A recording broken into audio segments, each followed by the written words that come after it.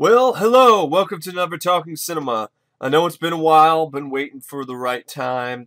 There's been pretty much been a little bit busy, been doing the gameplays, been trying a little stuff different with top 10 lists or random lists of stuff and so forth. But people were asking me when I was going to be doing Never Talking Cinema, and well, the demand is still there, so alright, why not? Well, I'm going to start out here with this news about the details, the full nitty-gritty on Scream Factory's Nightbreed Special Edition Blu-ray of the director's cut.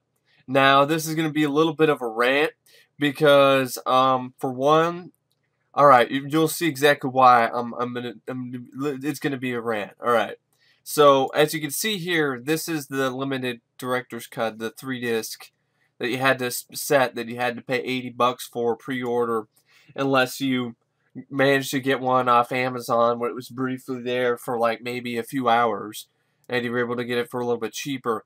But pretty much you're still going to pay at least 70, close to $80 for a Nightbreed, the 3-disc limited edition.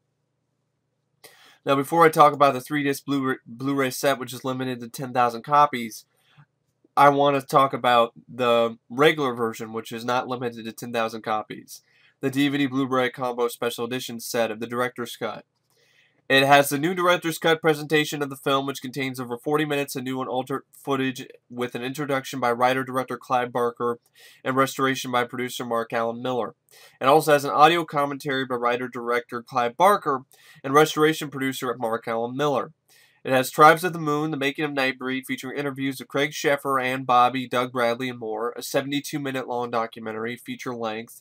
Making Monsters, interviews of makeup effects artists Bob Keane, Martin Mercer, and Paul Jones. A 42-minute documentary, little featurette.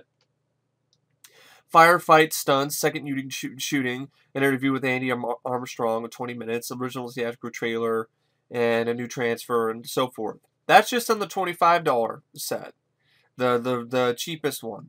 Now for the $80 set, which is limited to 10,000 pieces, this is what you get. You get disc 1, the director's cut, which has everything that the disc 1 has, everything that this set has, just the exact same stuff. And then disc 2, the bonus disc, which I paid, let's see, about almost $60 extra for. And all it has is deleted and alternate scenes, which is about 20 minutes long. A monster prosthetics masterclass, a cutting compromise, an interview with editor Mark Goldblatt. I mean, that can't be that long. I mean, it's an interview with the movie editor. The painted landscape, the concept art of Ralph McQuarrie, which would be cool, but I don't see why you would not have been able to put all of this extra stuff on the other disc. Seriously, I don't see why you weren't able to do that. That kind of stuff right here on this bonus disc looks like the stuff that's on the Phantom of the Paradise set that I got from Scream Factory. The 2-disc that has the Blu-ray and the DVD combo pack. Well, the DVD is pretty much extra features. And that's what makes this really kind of upsetting to me, is that I'm ranting because this is not worth $80. Okay, this is not worth the extra amount of money. Now, I did pay it, and I'm going to stick with it because it's going to end up becoming a collector's item. Because it's, you know, limited collectors, whatever, and I'm a big fan of the movie. But mainly, I mean, I was really excited about this bonus disc. They were saying, like, there's going to be hours and hours of bonus stuff. And I'm like, really? 20 minutes of deleted scenes, monster prosthetics masterclass. I don't know what is that. Some guy teaching you how to do monster prosthetics. Cutting compromise, interview with editor Mark Goldblatt. The painted landscape, the concept art of Ralph McQuarrie. I'm guessing maybe 20 minutes at best for those. Matte painting tests, makeup tests, stop motion lost footage, an extended torture scene, the rehearsal of Boone's dream, and extensive still galleries, early sketches, deleted scenes, posters, and pre-production art on the set and the cast and crew. And these kind of still galleries, there's no reason why those should not be on the regular 2-disc set. Because I see still galleries all the damn time on old DVDs from Anchor Bay and so forth. There's no reason for it. I mean, they had still galleries on the Swamp Thing Blu-ray and DVD combo pack that Scream Factory released. And then disc 3 is just a theatrical cut. So is that all I'm doing? Is I'm paying extra for the theatrical cut on Blu-ray? Is that it? because I guess Warner Brothers, you know, was only give them a limited amount of copies of the theatrical cut to sell. If that's the case, it's not necessarily worth it. So now that you know this, folks, unless you're a diehard fan of Nightbreed, I am, and I wanted the 3-disc, and I pre-ordered it, and I'm gonna stick with it because I also get a movie poster and so forth. And since I pre-ordered this, I'll get it, you know, off Shout Factory. I'll get it earlier than the release date. But when you think about this, okay, if you're not a super big fan of the movie, and I don't even know if it's available, it's probably sold out by now anyway, but don't pay scalper prices on eBay for this 3-disc set, because all you're getting is this bonus disc, which doesn't seem to have that much in terms of extra features, and the theatrical cut on Blu-ray. That's it. So if you're a casual fan of Nightbreed, go for the 2-disc. Go for the collector's edition. Do not go for the pricey $80, $200 on eBay 3-disc limited edition set. It's not worth it. So if you're a casual fan, do not even bother with the 3-disc set. You get the director's cut, and if you want the theatrical cut, you can get the DVD for cheap somewhere. So I would highly recommend not going super crazy and overboard and paying ridiculous prices for a bonus disc, which has at best maybe close to an hour of bonus features, and a 3rd disc, which is just a theatrical cut of the film on Blu-ray.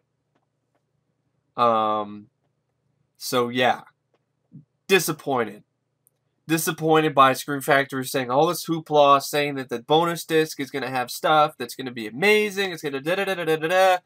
And what I'm looking at right now, I see no reason why all of this is not on the original, is not on this set.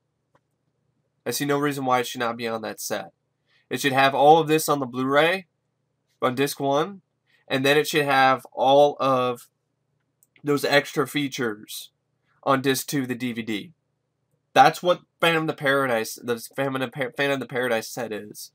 And that's really, honestly, pretty much bullshit. And the only thing that you pretty much, the only reason why is if you're a diehard fan of the film, and also because to get the theatrical version on Blu-ray as well. And I have a feeling that Warner Brothers is more to blame than Scream Factory is for the high price for the 3-disc set, because they wanted only limited copies available of the theatrical cut for Scream Factory to release, because probably Warner Brothers is planning on releasing Nightbreed, the theatrical cut, on their own somewhere, or they're still doing the archive thing or some shit.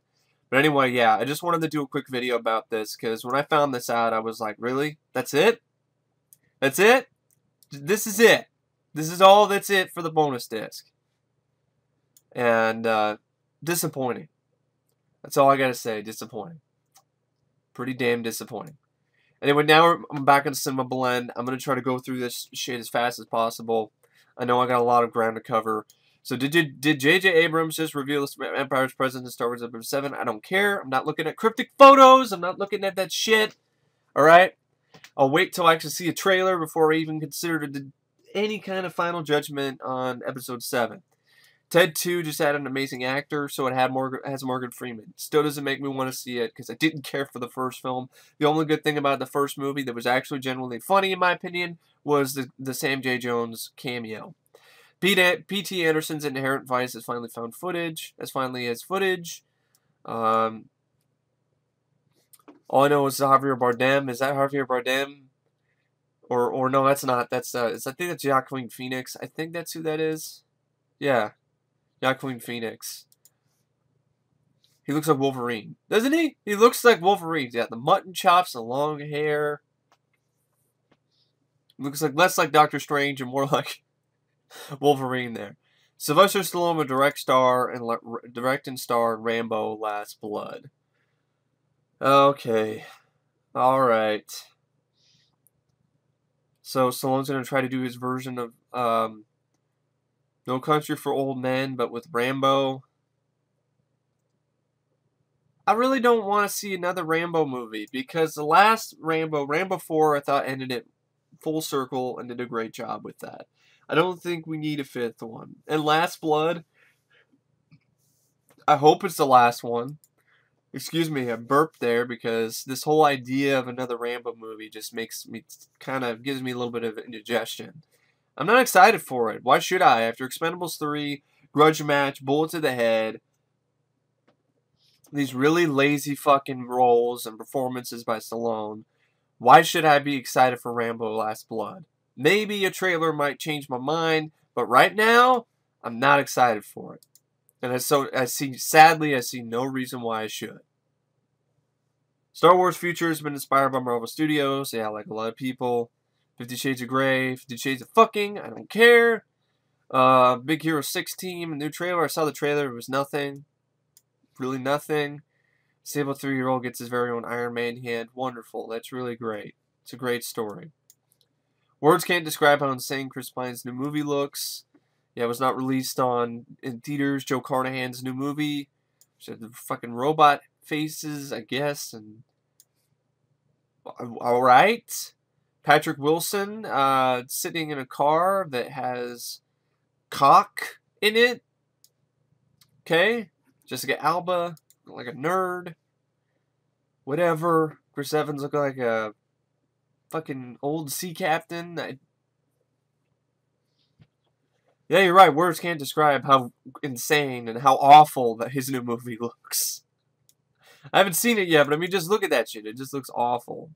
I saw the Godzilla Honest trailer. I loved it because it pretty much summed up my entire feelings of the movie, except for they said Godzilla, the good one. No, I'm sorry. I think this Godzilla is the bad one, and I don't care what people think.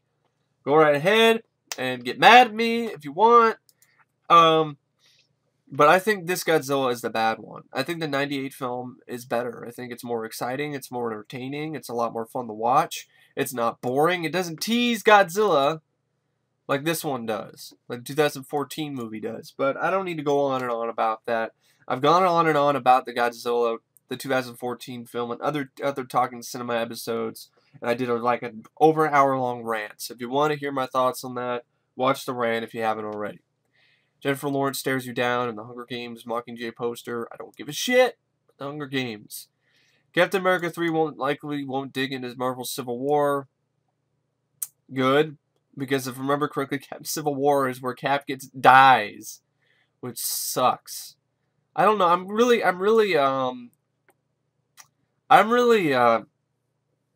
very divided on the whole idea of Avengers 3 being Civil War. I really don't like Civil War. It's one of my least favorite Marvel comics, and actually one of my least favorite series of Marvel comics. I don't care for Civil War. I thought it was just a really, oh, look at us, we can be dark and gritty like DC too. And I just thought it was really, it was joyless on purpose, I guess, but it just really, honestly, I did not like Civil War. Part of it was because Captain America died, and I'm a big Captain America fan. So we'll see, but I'm not really looking forward to Civil War. But maybe they'll be able to do a good job with the film. I'll just have to wait and see. I'm just not really psyched for Civil War. 5 adorables behind the scenes stories and very bad day. I don't care. Twitter's new buy now button may let you purchase movie tickets. Yeah, you can purchase your movie tickets on Twitter now. Yeah, great. I'm not on Twitter, so I don't really care. Or either way. And if I was on Twitter, nobody would follow me because I wouldn't barely type anything. I would just type in random fucking things. Like, I don't even know what I would type. Would it just be like random movie facts? Oh, William Friedkin didn't attend the screening of Exorcist II because the crowd almost beat up the Warner Brothers executives that were in the theater. That's actually a real story. In the screening for Exorcist II, for a select group of people back in the late 70s, you had the Warner Brothers executives came in limos, and so they came in with the screening with the public, and one guy in the audience stood up because the movie was just terrible. It is. It's a horrible movie. One of the worst horror movie sequels out there. Exorcist II: The Heretic. And one of the guys in the audience, he stood up and he turned around and he yelled at the rest of the audience. He said, "The people who made this piece of shit are in the same room." And then everybody, and then as soon as he said that, the Warner Brothers executives hightailed it out of the fucking theater. And they tried to go back to their limos, but they weren't there because the drivers were getting some food at McDonald's. And so they were left alone and defenseless, and they got chased down the street by the crowd from the screening of Exorcist II. And that's why William Friedkin did not go to the screening. He also did catch a brief glimpse of the movie when he was working on something, and some guy said, "Hey, we're screening Exorcist 2. You want to check it out?" He said, "All right, why not?" So he walked in, and he saw the scene with the fucking locusts. And he's like, "Looks like some guy's riding a locust." I'm like, "What the fuck is this?" And he walked out. I was like, "What is this shit?" So I thought that was pretty funny. It's actually a real story. It's on YouTube, an interview with William Friedkin. Exorcist 2, the movie's so bad that the audience literally wanted to murder the people who made it, or at least beat them up. I mean, that's a great story. It really is. So, see the Batmobile. Okay, let's check out the Batmobile. Okay, it's opened up, like the cockpits open up a lot. I don't like it. I really don't. It looks too much like the Tumbler. It just looks like a jumbled mess. I mean, what happened to the sleek, sort of cool Batmobile designs Atton first did for Batman '89, or I even like Joel Schumacher, the Batmobile, at least in Batman Forever. The one in Batman and Robin was a little bit too neon, but the one in Batman Forever I didn't mind. This just looks, I mean, yeah, I mean, it looks like a bunny rabbit because of the ears, because of the cockpit is up right now, but even if it was down, it just looks like a jumbled mess to me. It doesn't look like anything much of. It doesn't even look like it. I mean, it doesn't look much like a bat either. It just, I don't know. I'm just not excited. That does nothing for me to get me excited for that movie.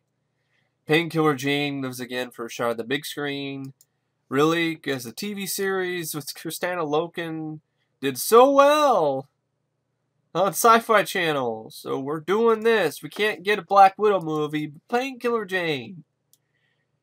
Blackfish team jumps from killer whales to rats in a new documentary. Okay. Blackfish is, I saw the trailer for it. It looked really interesting, and I'll give that a look sometime. So they're doing one about rats, I guess. Spider-Man isn't important to the Sinister Six movie. What? Andrew Garfield says, "I know more than I'm allowed to say right now. I can't say I'm really excited about Drew Goddard, who's going to be writing and directing the Sinister Six movie, and whether I'm involved in that or not is kind of immaterial." That's bullshit. Don't make a Sinister Six movie without Spider-Man. That's fucking pointless. Like I said, it's a movie about villains. Who wants to watch a movie about a bunch of fucking asshole villains who are going to trying to take over New York or kill a bunch of innocent people? Like, what? Are they seriously going forward with that? Sony, you seriously doing that stupid shit? Oh yeah, let's make a Sinister Six movie with no Spider-Man. I like the idea of Spidey being outnumbered, becomes sort of like a most dangerous game, hard target site type scenario where Spider-Man is being hunted down by the Sinister Six, and he has to fight them off one by one. Or I like that idea. That would be an awesome movie. You could actually do a good job with the 6 different villains then, because then it would be more of like like I said, a most dangerous game, Running Man type scenario. But just a movie about the Sinister Six is a mistake. No Spider-Man. The movie is not going to do very well. I guarantee it. I guarantee it, Sony and Drew Goddard. I guarantee it. If Spider-Man is not in the Sinister Six movie, the box office returns will be worse than you could possibly imagine. That would be the biggest mistake you can make, and it would kill any of your.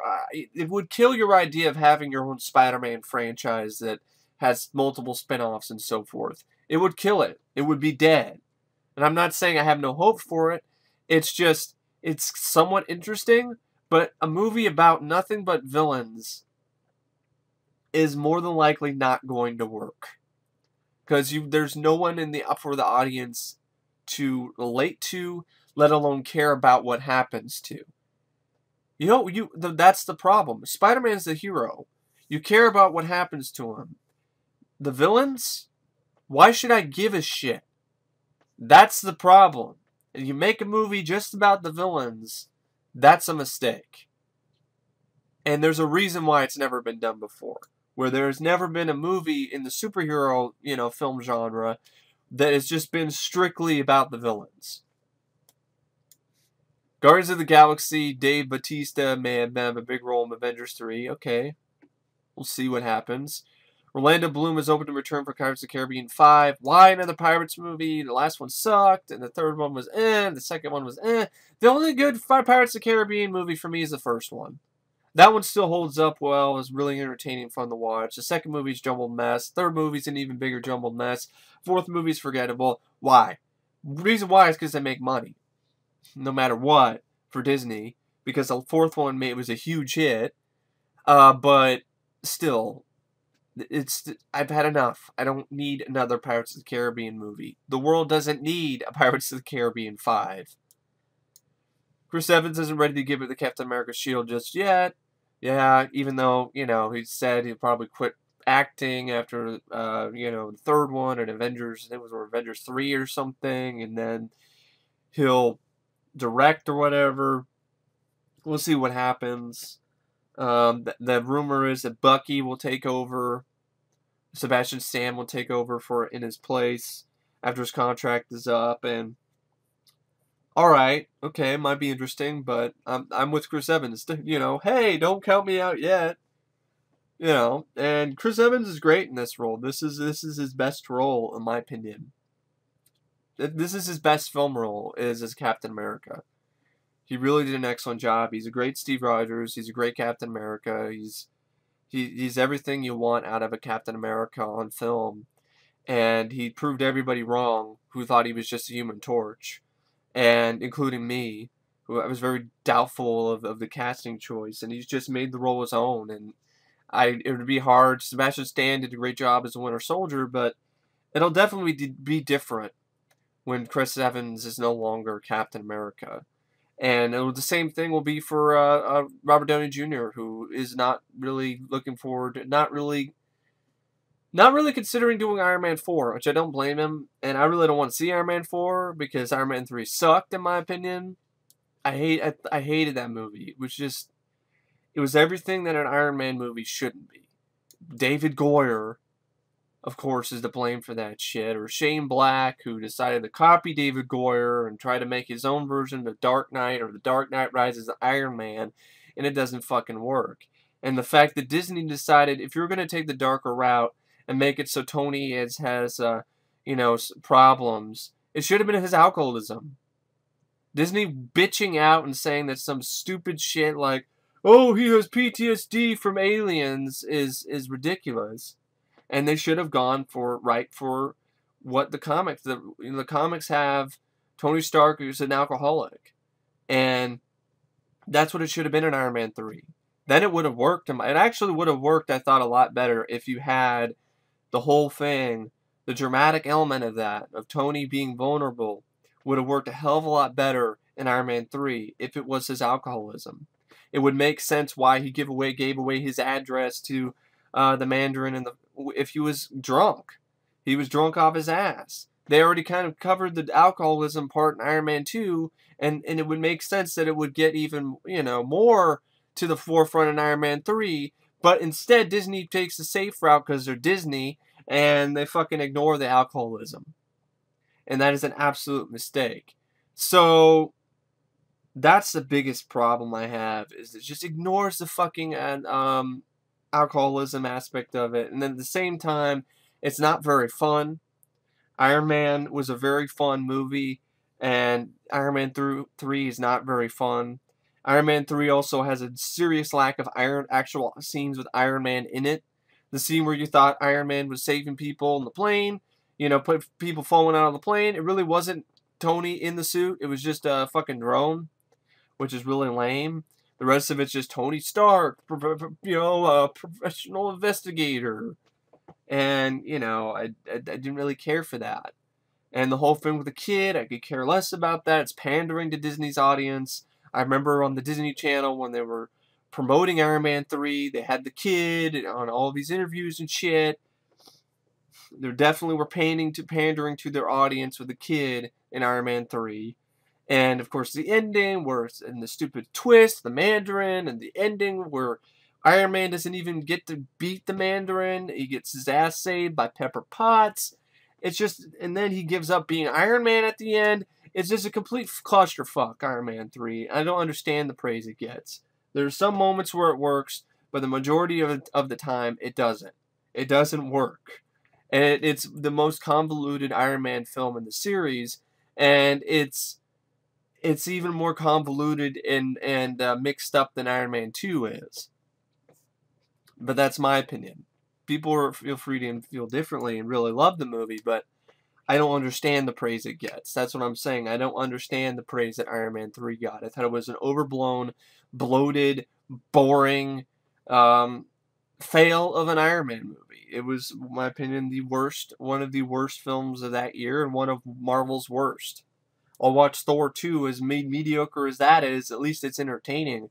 Iron Man 3 was not, in my opinion. There was no AC/DC anymore either. It just completely changed the entire shift. It shifted the entire tone of the character and the franchise in the completely wrong direction. Hollywood allegedly is forcing the writers to work together against their will. That's kind of messed up. But, hey, maybe that'll make it so they come up with some better ideas. 23 Jump Street is actually happening. Okay, of course, because 22 Jump Street actually made a lot of money. I haven't seen the sequel yet. I didn't get a chance to see it in the theater. I'll probably wait till it comes out on DVD. I like the first 21 Jump Street, so I'm curious about it. Maybe Aquaman isn't Batman vs. Superman Dawn of Justice after all, of course, because you're all just getting psyched up over rumors that you have no definite proof of. That's why I don't get super psyched about news like that where I don't even see a picture of the guy yet, Jason Momoa as Aquaman. I don't see anything yet. Real reason why Charlie Hunnam quit 50 Shades of Grey, because he realized he's not that great of an actor? No. Oh yeah, the guy who they're trying to get for Snake Plissken? Does this guy look like, call me Snake? No, he doesn't. He doesn't. More or less like, call me Dick Face. Like, what the fuck? Anyway, he had sort of a nervous breakdown because he was so busy with this other work, other jobs and so forth. That's why he didn't do it. Hollywood Space Battleship Yamato movie. I've never heard of that. It's known as Star Blazers. I've never heard of this. So I don't have much to say about Space Battleship Yamato. Sex Tape finds a much needed success in the UK. It bombed in the US, but it did well in the UK. It made a $2.3 million in its UK debut, played on just 441 screens. That's not that. What? That's not thriving. That's not thriving at all. It's great news for the Sony comedy. How is it great news for the Sony comedy? Because it only made $2.3 million in the UK debut. What the fuck? That's nothing. That's nothing. That's nothing to even say a much needed success. What do you mean much needed success? It made $2.3 million at 441 screens in the UK. That's not success. That's the complete opposite of success, Cinema Blend. Captain America 3 will change the Marvel Cinematic Universe in a big way. Ooh, great. I don't know if that's a good or a bad thing. I really don't know if that's a good or a bad thing, but we'll see. As I really like Winter Soldier, so we'll see what happens. If I bad as comic book characters, Jessica Chastain would be perfect for. I'm not looking at what if lists. Jennifer Lawrence just entered the Guinness Book of World Records. Her she's the highest grossing action heroine the world has ever known. The problem is she's not really an action hero. I'm sorry, I don't count Katniss Everdeen as an action hero. Or a heroine. Okay? I don't. Okay, how is she somewhat, okay, you could say she's a hero. Alright, okay, she's a heroine. Alright. But she's not, when you look at Katniss Everdeen, you do not put her alongside Sarah Connor. You don't put her alongside Ellen Ripley. You don't put her alongside any character Cynthia Rothrock has played in her entire career. You don't even put her up against Kathy Long. You don't even put her up against, Michelle Yeoh, or any of these, female martial artists. Action hero, I don't even put her up against Linda Carter from the Wonder Woman TV series. Okay? I look at Katniss Everdeen, and I don't see action hero. I don't see action heroine. I see heroine, but I do not see action. Because the action in these movies pales in comparison. And I do not understand why the Hunger Games movies are considered action movies now. Yeah, the second one, which had 50 minutes, like almost over an hour of character development and plot development until you got to the actual Hunger Games. And these Hunger Games are just PG-13 versions of Battle Royale or The Running Man, and this is action now? No wonder action movies suck, because we consider the Hunger Games as action movies now. Those are young adult adaptations of it. They're adaptations of a young adult novel, and they're more romance. They're more romantic fantasies than they are action films. I didn't get any thrills at any scene in any of these movies. And I've only seen the first two, and it's only because my mom was interested in them, and I forgot about them pretty soon afterwards. And I haven't reviewed them because it would be like asking me to review Twilight. These are not movies that are meant for me, for my type of, taste and so forth. And it's not that Jennifer Lawrence is particularly bad in these movies. No, she actually is a decent actress. It's just, I don't look at that character and see badass. I don't look at her character and see action heroine. I look at that character and I see a heroine, but I don't see action heroine. That's the key word. I do not see action heroine the world has ever known. Bullshit. Guinness Book World Records, you have confused. I don't know what you see in terms of why do you see her as an action heroine? She's a heroine, yes. Just because she shoots arrows and a few things and runs around and jumps and does a few stuff, doesn't mean she's a fucking action hero. Sarah Connor is an action hero. Ellen Ripley is an action hero. Katniss Everdeen is not an action hero. Big difference. I just had to get that off my chest. Robin Williams and Johnny Depp wanted to make a demonic movie together. It's called Good Omens. There was an adaptation of Neil Gaiman's Good Omens movie. I mean, his book, Good Omens. Interesting. Stephen Hawking was moved to tears after watching his biopic. And I saw the trailer for this, Theory of Everything. I highly recommend you guys, if you haven't seen this trailer yet, check it out. Because I was really impressed with the trailer. It looks really great. Excellent acting by Eddie Redmayne. It just looks like a really great story. And it actually, Stephen Hawking himself saw a sneak preview of the film, and he was moved to tears by the time the credits rolled. And that's a testament to how good of a job the filmmakers did with this biopic. And I'm looking forward to checking that out sometime. Dredd 2 probably won't be a direct sequel.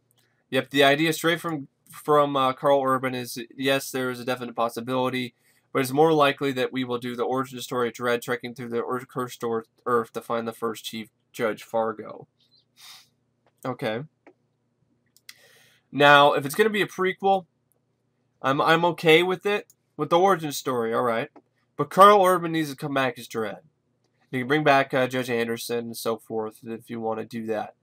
But the thing that I have is problem with is it better not be something where you're gonna recast Dredd with some young buck, young fucking pretty looking pretty boy kid.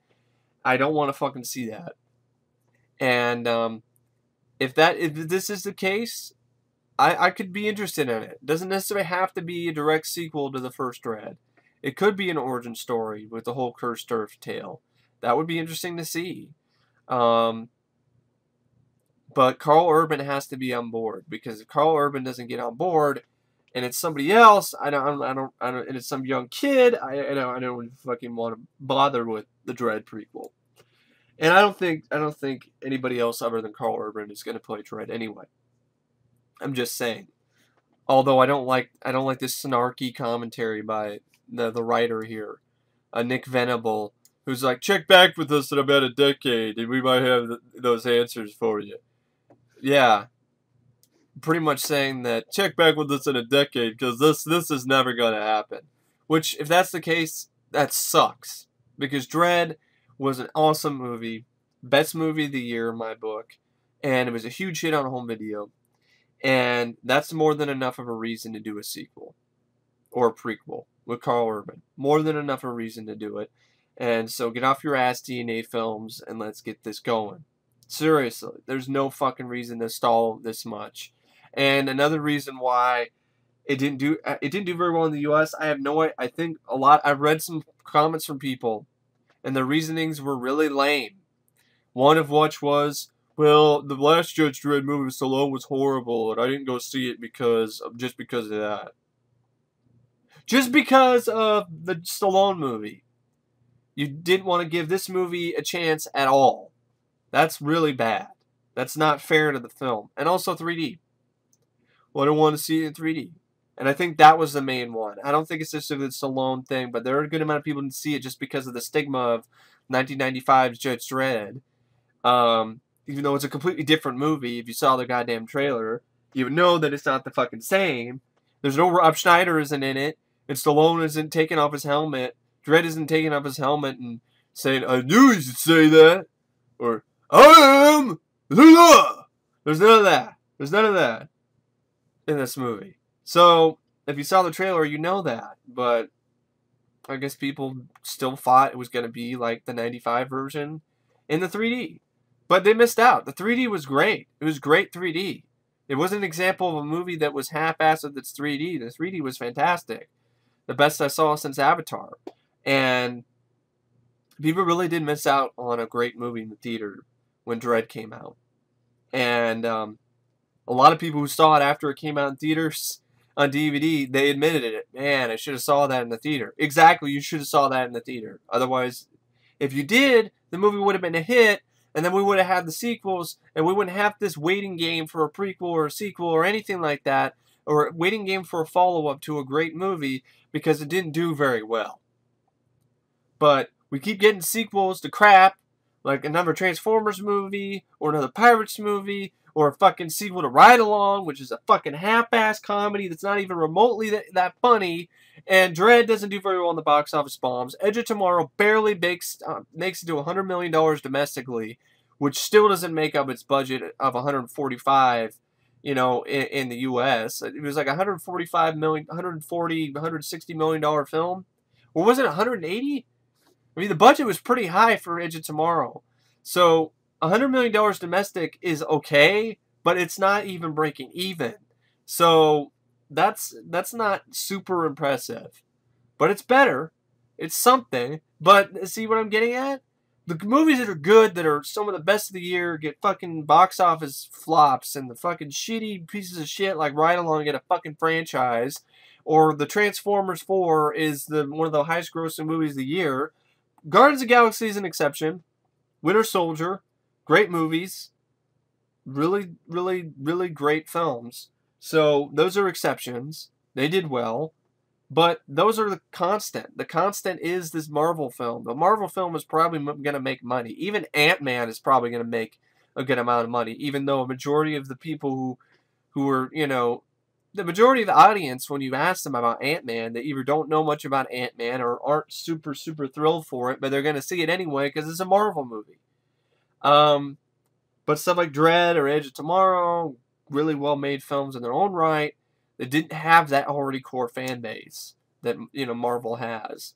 So, it's tough. But, it just sucks. It's like these movies flop, and these are good movies, but then shit, like Ride Along's a hit, and it just, I don't so understand it. But, you know, hopefully a prequel will get made. I'm interested in the Cursed story, so we'll see what happens. I'm not holding my breath, but we'll see what happens. DC may be making their own version of Guardians of the Galaxy. Whoa, I thought they had a no fun rule. Huh? Legion of Superheroes. Okay, but they have a no fun policy, so they're not making another Guardians of the Galaxy. They're making well, maybe they are. They're making the opposite. They're making a version of the Guardians of the Galaxy with no jokes and no fun and just glumness. Top Gun 2 is definitely happening and major writers involved. I don't know. I love Top Gun. One of my all-time favorite movies of all time. But the drone aircraft plot is stupid. And Tony Scott took his life. And I think that out of respect and to honor him, I think that this just don't do it. Just really don't. I really don't. I don't agree with it. Justin Marks, his screenwriter, he's working on the screenplay. The guy who, I guess, who wrote on The Jungle Book with Jon Favreau. I'm not excited for Top Gun 2. I don't think it's necessary, especially after Tony Scott's unfortunate, tragic suicide. Reese Witherspoon, Eddie Redmayne are frontrunners in the Oscar categories. Okay, alright, whatever. Disney Prince will make a terrible boyfriend. Is this really news? This is hypothetical bullshit. This shouldn't even be on a news site. Really. Denzel Washington really wants to play James Bond. Oh, that's really tough. But I'd probably say that it'll never happen. As racist as that sounds, it is racist. I'm just saying. It'll probably never happen. The same reason why there won't be an American James Bond is the reason why there won't be a black James Bond. Now, he might be able to be a companion of James Bond's or a friend of James Bond's or so forth, but Denzel Washington will probably never, ever get the opportunity to ever be James Bond. And it's not... I'm not trying... Hey, it's not my opinion. I would be okay with it. It would be something different. It would be... He's a great actor. I don't think race should be an issue here. But the thing is, the tradition of James Bond is he's white and he's British. And that's probably going to remain the constant as long as, you know, there's a James Bond, there's a fan base, and as long as there's movies based on 007. It sucks. It is definitely a racist sort of thing that we have going on right now, you know, with this franchise. But I see no reason to believe that that would change. Although I would be fine with Denzel Washington as James Bond, it's just, I'm just saying, I don't see that ever happening, sadly, because I just think of the stubborn sort of thing about Bond is white and he's British, and that's it. There's no exception to it. And that's why I see that will never happen. It's not because I don't want to see it, not because I don't think Denzel Washington will be a good Bond, not because not interested in it. It's because of this acceptable, somewhat bit of racism that is with this franchise. It's the same sort of thing with, for instance, what's going on with when you had Daredevil and Kingpin. You know, Kingpin was played by Michael Clark Duncan in the Daredevil movie, but he's a white guy in the comic. It's like Perry White in the Superman comics. He's a white guy. You know, Jackie Cooper played him in I believe it's Jackie Cooper. Cooper played him in Superman, the Richard Donner films. White man. Frank Langella played him in Superman Returns. Perry White. But in Man of Steel, he's played by Lawrence Fishburne. See, I don't have any issue with that. I don't think race should be a super big issue. I mean, the idea of a black Hispanic Spider-Man would be something different to deal with, but it might be interesting and it might work in its own right. Same thing with a black James Bond. It's just a thing. It will probably never happen. Sadly, because of this acceptable, sort of racism and even sort of, it's just because Bond has always been white and he's always been British and it'll always be that way. And I know that's really lame to say that, and it's just, it's controversial, and I hope I'm not offending anybody. It's just, I think that's the constant, and I don't think that's going to change. But I will again stress that Denzel Washington, he could make a great Bond. I'd be interested in it. I'm really interested in his movie The Equalizer. So he's a great actor, so he could pull it off. I just wanted to highly demonstrate that I myself have no problems with a black man playing James Bond. The producers, the people who created Bond, the fan base, MGM, that's a whole nother story. Guardians of the Galaxy, there's one problem with Star Wars mixtape. Okay, this video, that's fine, or whatever. Okay. Brotherhood Workshop. Alright, I'm going on a little bit of rant here. Okay. Okay. I am sick and fucking tired of this stupid nitpicking for movies. It's like CinemaSins is so popular. Some of them are funny. Some of them are just stupid. They're not funny. They're pointless. And there's no reason to bitch about it. And they don't affect the quality of the film at all. In a movie like Guardians of the Galaxy, you have to suspend your disbelief in the first place. This takes place in a universe where there's a talking raccoon that fires a weapon. There's also an anthropomorphic tree who only says 3 words, I am Groot. Okay, in this universe, realism, the rules of reality, the rules of the real world do not apply. Okay? This is a comic book universe, a comic book world with places and creatures and, people and technology that does not actually exist in real life. Okay? So when you have your bitchy fucking video where it's a little hard to believe that Awesome Vic's Volume 1, the cassette, that Peter Quill got from his mother would actually survive his 20 plus years of existence. It's really hard to believe that. I'm sick and fucking tired of seeing that type of nitpicking. It is fucking stupid. It's fucking pointless. There's no fucking reason for it. I'm sick of it. I'm fucking sick and tired of seeing videos about it. I'm fucking sick and tired of seeing movies get criticized because of it. I'm sick of it. Just because Christopher Nolan's Batman movies are kind of more in tune with the realism versus Guardians of the Galaxy or The Amazing Spider-Man 2 doesn't mean that every superhero movie should be judged on the same merit. Christopher Nolan's Batman movies are based in a more realistic world and have a hero who's human. Guardians of the Galaxy has a fucking aliens and a talking raccoon and an anthropomorphic tree. Alright? Amazing Spider-Man 2 as a teenager with spider powers fighting a guy who's half electric eel and half human and shoots electricity out of his fingertips. Okay? There is no correlation between realism. It's like you can suspend your disbelief for as long as you can suspend your disbelief for Groot and Rocket Raccoon and all this kind of stuff.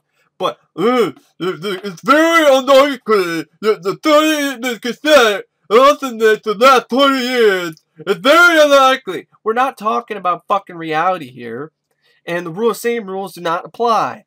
Plus, what research did you do? Because I have a cassette from 1982, which is the soundtrack to the Star Trek II: The Wrath of Khan, that still works.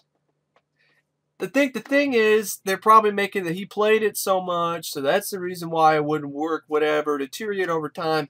But the thing is, we're not talking about reality. We need to separate reality from our filmmaking, from filmmaking. Please, when you're criticizing a movie, unless it is a documentary or based on a true story, like Schindler's List or something, you please stop basing the rules of reality with the movie. Alright, okay? Just look at it as a movie, which is not real life. I don't know why that's so hard for people to understand. This type of shit, this type of bullshit, whining and bitching about the one that's around 20 years is the kind of shit that pisses me off and makes movie buffs look fucking stupid. Makes us look like we only care about stupid, pointless shit like this, and it's annoying the hell out of me. I don't even watch CinemaSins videos anymore because the novelty is lost on me now, and to me now it's just annoying, and to me now too many people are taking the CinemaSins approach to films to a reason why they don't work or a reason why they work. And there's a lot more to that. Suspending your disbelief is very easy to do. Stop nitpicking. Please, stop. If you're going to nitpick, it better be something that actually, I don't know, affects the actual plot. If you're talking about plot holes, fine. But if you're talking about stupid shit like this, and whining and complaining about it, and pointing it out, stop pointing it out. Stop making videos about it. Stop pointing this shit out, because it is fucking pointless in the long run. It really is. It really is. It's fucking pointless. And it's annoying. And it's the same shit. I mean, Indiana Jones and the Kingdom of the Crystal Skull got completely slammed for being unrealistic. He can't survive an atom bomb in a fridge, even though later scientists actually prove with statistics that you could. But whatever. But then they go on further from that. You can't survive an atom bomb in a fridge. That's ridiculous. Aliens? And this is the moment where Indiana Jones just went too far. It was too ridiculous and too unrealistic. And my thing is, Indiana Jones has never been realistic. They're based on 30s and 40s serials. The first 3 movies had so many unrealistic moments and all over the place. Okay? And Killer Crystal Skull is just like the 40s and just like the first 3 who were based on 30s and 40s serials. The Kingdom of the Crystal Skull is trying to take the elements of the time period, what was popular in the time period, what was popular, what you saw in the movies of the 50s. In the movies of the 50s, you saw Russians, you saw mind control, you saw aliens. And the atom bomb was really, the atom bomb was a huge scare and very big in 50s culture. And it made perfect sense for it to be in a movie with Indiana Jones in the 50s culture. They took the 50s culture and adapted Indiana Jones with it. Just like they did with the 30s and 40s culture with the first 3 movies. Kingdom of the Crystal Skull is not nearly as good as the first 3 Indiana Jones movies, but is by far not the worst sequel of all time, or one of the worst, or an absolute dumpster pile of a movie. And it's not bad because of the unrealistic, oh my god, I can't believe that, surviving an atom bomb in the fridge moment. Because, have you watched that many 30s and 40s serials? The main characters survive equally ridiculous fucking moments all the time.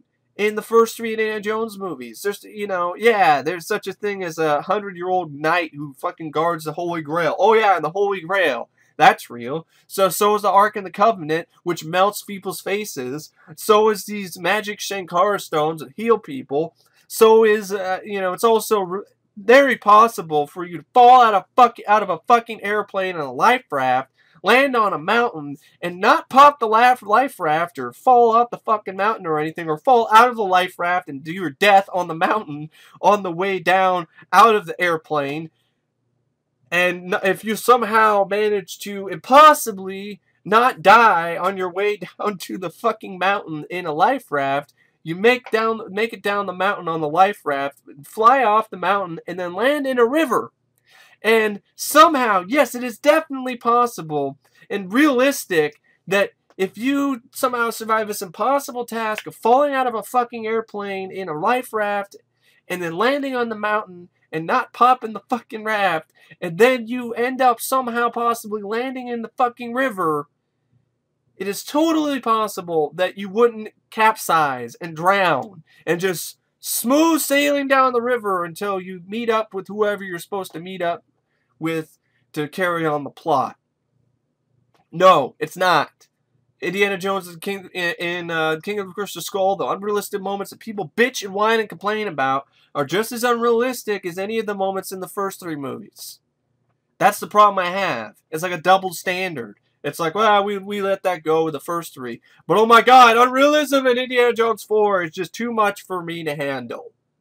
That's the problem. And since that movie, that's when the popularity of this stupid nitpicking, this stupid picking apart a movie and bashing it and calling it bad and saying it's not good or saying this movie doesn't work and I didn't like it because of this stupid shit. That's when it started, and it still hasn't stopped. And videos like this don't fucking help much. Articles like this don't fucking help much. And it just because CinemaSins is super popular about doing this stupid shit, and it's become, hey, it's acceptable, whatever, yay, you know, it's just having some fun, right? No. No. In my opinion, it's annoying, it's obnoxious. You're ruining the movie watching experience. You're ruining movies for a lot of people because young generations, when they watch videos like this and see what's popular, they start to believe that that's what watching movies is about. And watching movies is not about looking for the moments in the movie that don't fucking make any sense. Like the moments that aren't realistic. Making sense, okay. I meant to say something else, and see, I'm like my brain's firing off these different neurons all over the place. But making sense, that's fine. You can be upset about that. But this realism shit, I'm sick and fucking tired of it. Stop. Sit your ass down and watch the movie. Okay? It's a movie. It's meant to entertain you. It's not meant to be 100% factually accurate to the realm of reality. Especially with a science fiction fantasy movie like Guardians of the Galaxy, or, you know, a superhero movie like The Amazing Spider-Man 2, or, you know, even action films like Die Hard, or, you know, stuff like that. Just because it's in the real world in a movie doesn't mean that it has to apply to the rules of reality either. Okay? It's a movie. It's not real life. We should embrace the fact that it's not realistic. We should embrace the fact that it's able to do things that can't be done in real life. We should embrace the fact that, you know, what things can be conveniently done so they can keep the plot going, so they can keep the pace going, so things can work out a little bit easier. Not everything needs a fucking concrete explanation. Sometimes all you need is just, hey, Green Goblin, he's sick. He gets in the suit and it heals him. There's no necessary reason to know why it heals him, or, oh, that's stupid. It's not stupid. It's just convenient for the plot, and it's not really a bad thing. It seems like lately, convenient for the plot has become a bad thing. Not being ultra realistic to the realms of reality in movies that don't even take place in a world that is anywhere remotely near to our reality is a problem, or it's you know, something that should be pointed out. It isn't. It isn't something that needs to be pointed out. It's completely pointless, and please stop. Please stop pointing it out to everybody. If you're doing it tongue-in-cheek with CinemaSins, okay. But I swear to God, I think people take that seriously and think that that's really serious. That's like serious reviewing. It's not serious movie reviewing. And that's the problem. Look at the movie for what it is, and look at them and try to just enjoy the movie in the world that the movie is in. Okay? And realize that the world that this movie is in is not real life. And the same rules do not apply. So just sit back, turn your brain off and enjoy the movie. That's it. I don't understand why it's so hard for some people. They watch the movie and they're into it, but then they see the scene. Hey, that's not very realistic. That mixtape wouldn't survive. That's really kind of stupid. I'm like, no, it's not really kind of stupid. It's just, hey, it works out in this world. And it's based on a comic book. And all kinds of ridiculous, over-the-top, unrealistic moments happen in comic books every panel. So that's the problem I have. If it's a documentary, if it's based on a true story like Schindler's List or whatever, fine. I'm fine with the whole thing about reality and being big important. It's very important to be 100% accurate to the realms of reality. I'm fine with that. But if it's not, I'm not fine with that. In fact, I'm sick and tired of it because it doesn't do anything. It doesn't. These moments don't hurt the film. And I think because of popular culture nowadays, and because this is what's been accepted as this cinema sins type mentality, it is hurting the movie now. And it's a reason to bash the movies. It's a reason to call them bad and say that they don't work because they're not realistic. And that's bullshit. And that's all I really, everything else, that's all I really have to say. Long-winded rant. I hope you guys enjoyed it. I'm sick of this shit. I really am. And I hope I'm not the only one, because that would be really, that would be pretty lonely to be the only one with this type of viewpoint. Anyways, go back to movie news. Speaking of, Bill Murray wants to see these 3 actresses in Ghostbusters 3. Yeah, he's open for Ghostbusters 3. Melissa McCarthy, Kristen Wiig, Linda Cardellini, and Emma Stone. Now, Ghostbusters 3, I don't want to see it. I have no desire to see it. I haven't wanted to see it. I haven't. See, I can't even fucking say anything. I haven't wanted to see Ghostbusters 3 for years. I'm a huge Ghostbusters fan. I should be excited, but I'm not because it's way too late. And an all-female cast, hey, maybe it might work. But more than likely, it won't. And sadly, it won't work because of a stigma that we have as a society. We still live in a society where women don't get equal pay, which is bullshit. And because of that, we live in a society where having a movie where there's an all-female cast is widely regarded as a gimmick. And I don't blame people for feeling that way. And it would be hard for the movie to escape that stigma, which is why I don't think it should be an all-female cast.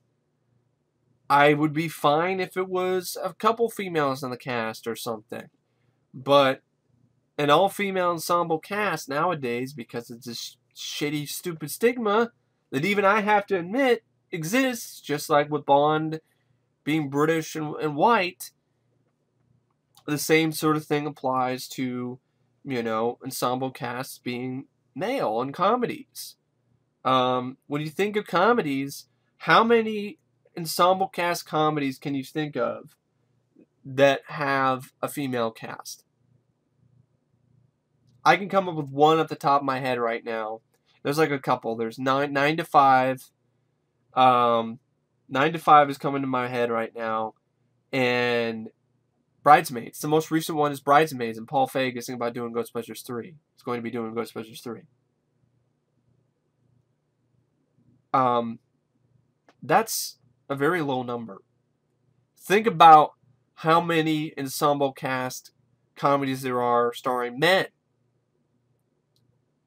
Hangover movies, Ghostbusters, Porky's. See the number, Revenge of the Nerds. The number goes out the window. The number of male ensemble cast comedies outnumbers the number of female ensemble cast comedies probably 10 to 1, or at least close to that.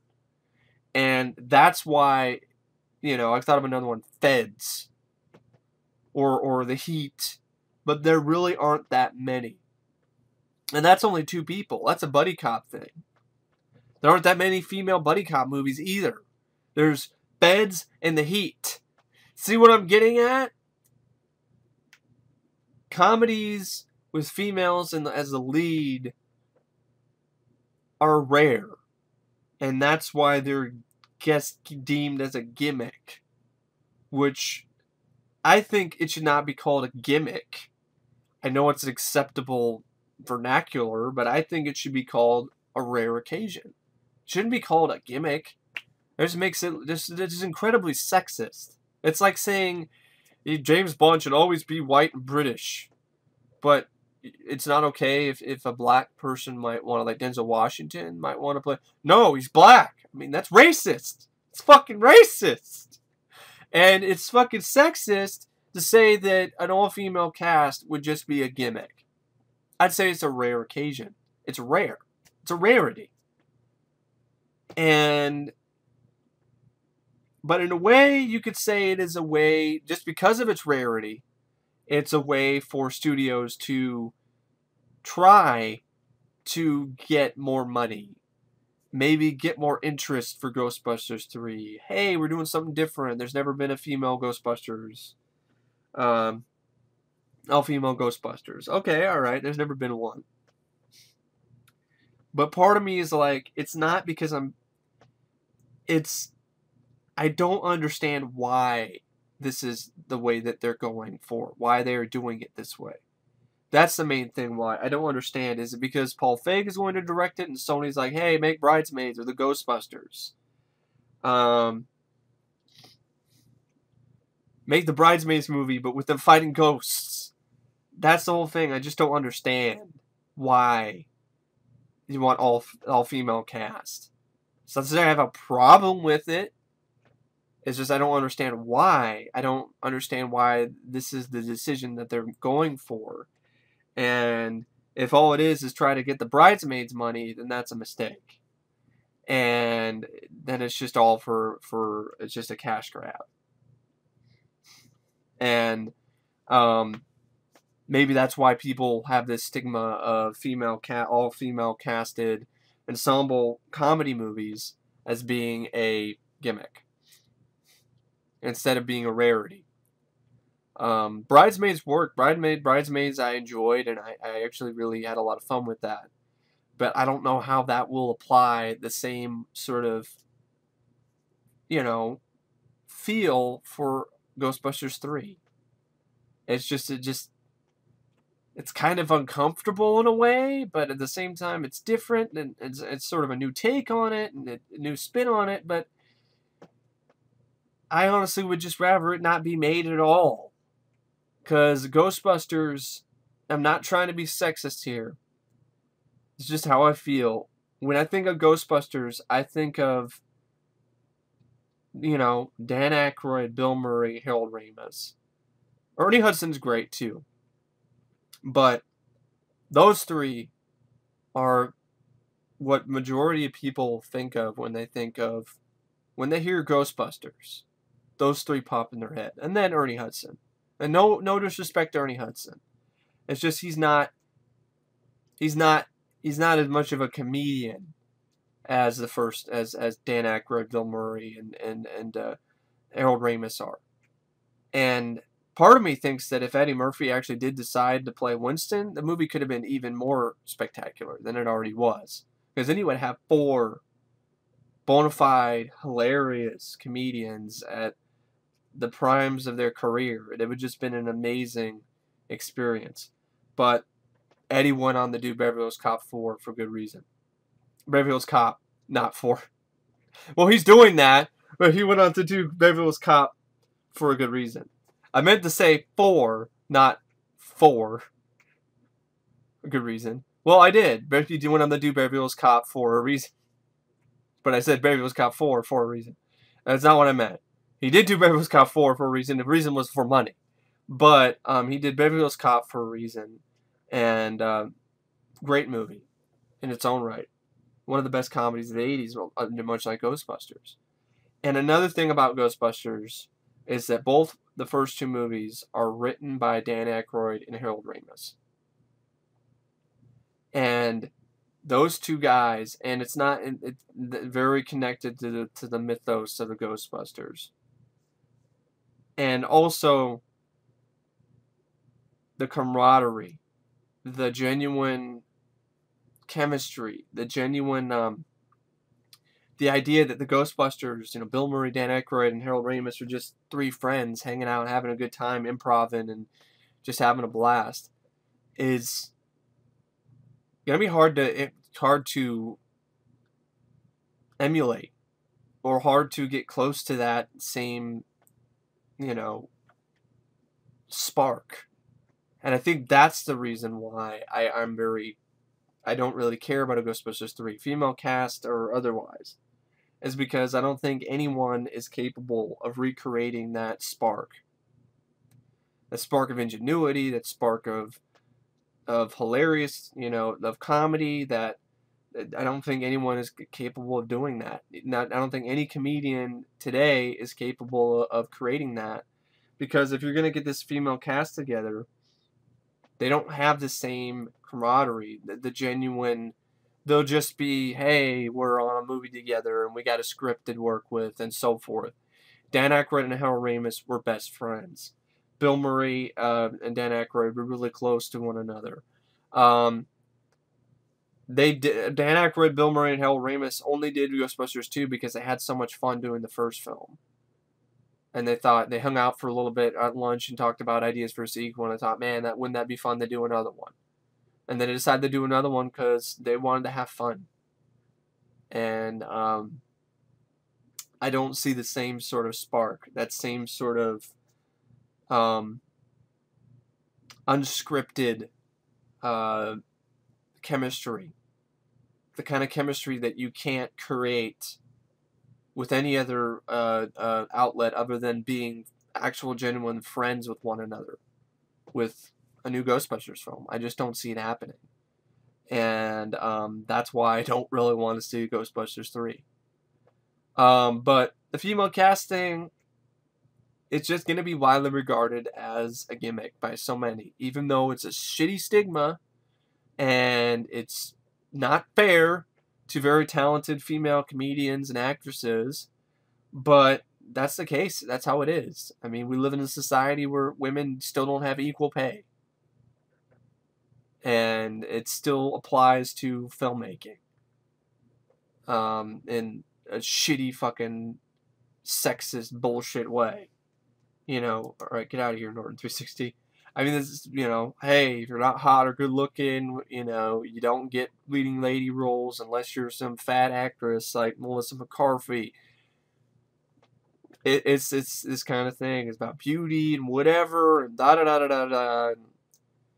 That's a whole nother story, but it is really shitty. It's a shitty stigma that a female casted ensemble comedy is not regarded as necessarily an original or unique or good idea, but instead is viewed as a gimmick. And just because it rarely ever happens. It's really, honestly, pretty lame. If this was an all-male cast, there would be no complaining. There would be nobody saying anything except it could probably still more likely suck because they don't want to see Ghostbusters 3, but there wouldn't be near as much backlash or nearly as much anger, which shows you how sexist our society still is. And that's really, really sad. Anyway, try to do some uplifted stuff. Iron Man 4 is still happening. Iron Man 4, Real Steel 2 pushing forward. I know this is not a short video. It was like 2 hours, I think. I think I'm at like 2 hours. And then let me see. Oh, I'm at 1 hour 40. Huh. Shorter than I thought. Anyway, Real Steel 2 pushing forward. Why? Real Steel sucked. I don't understand why there's a sequel, but whatever. It was a hit. Foxcatcher is a masterpiece. Well, I haven't seen it yet, so I can't really say anything. Yeah, you want to cast Bill Murray, you have to go through a bunch of hoops.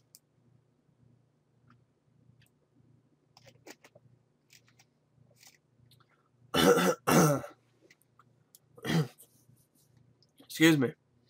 Something stuck in my throat. Got some air stuck in there. See, with the woman in black, I don't really care. Johnny Depp is indirectly responsible for this new Jack the Ripper accusation.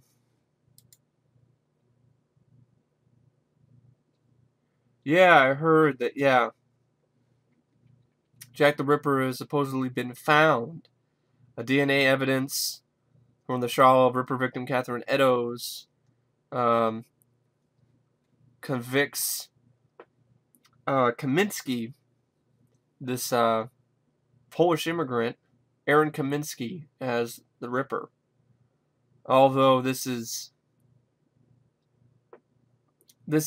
could obviously still be a hoax, because several prominent Ripperologists have noted the shawl was never listed amongst Eddowes' effects.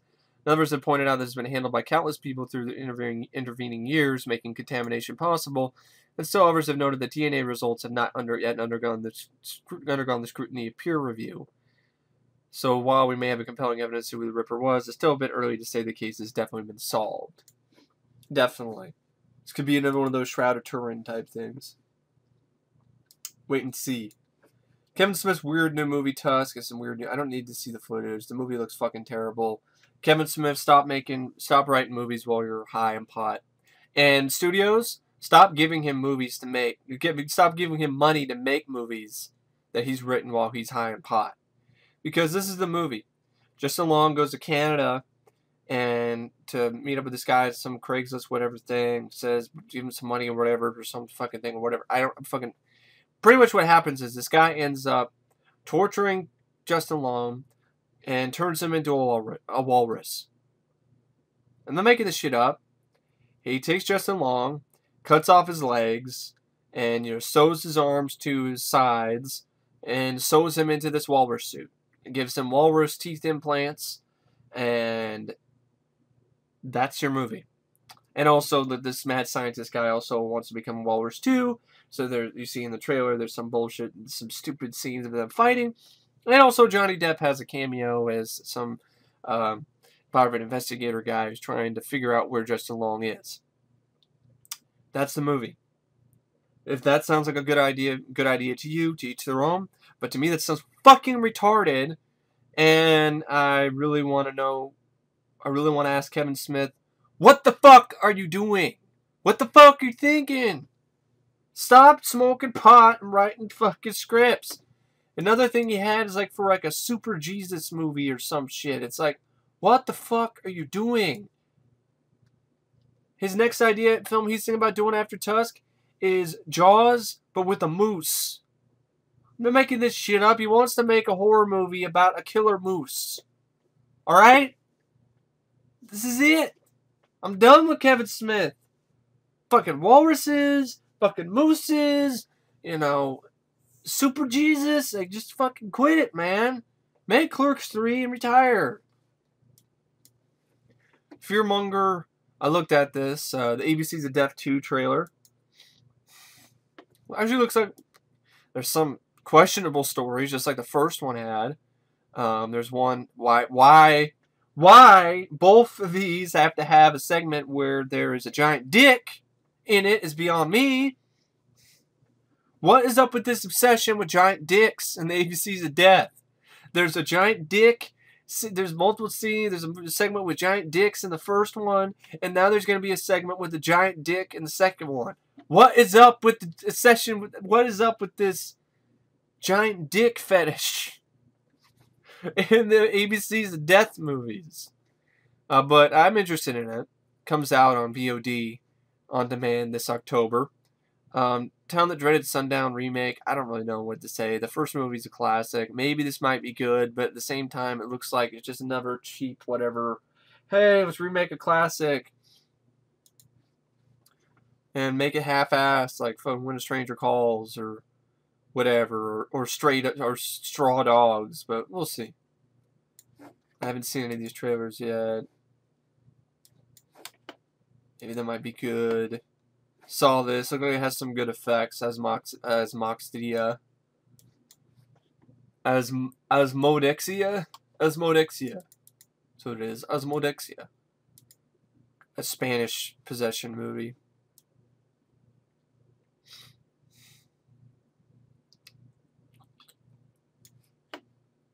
Yeah, Days of Future Past is desperate to become the series' highest grossing film, I guess, for some reason. The new female Thor, which is a comic book news, which has nothing to do with the news for movies, but okay. I don't know why it's here. Thor isn't actually a chick, it's a spinoff. Terminator Genesis has a bunch of spin-offs. The Equalizer, I saw the trailer for it. I really would like to see it. Somebody says it taps into that Killer Die Hard vibe. That's great news. Quentin Tarantino. Saw the teaser for The Hateful Eight. It was a fucking waste of time. It's a really lame teaser trailer. It was just some Photoshop with the actors' names. That's it. It was disappointing. Completely pointless. Denzel Washington could play the Black Panther. I'd be up for that.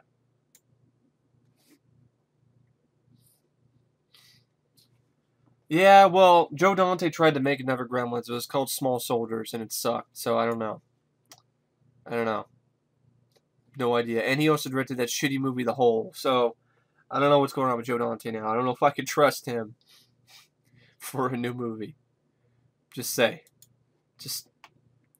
don't know what else to say. Wayne's World almost cut Bohemian Rhapsody for Guns N' Roses.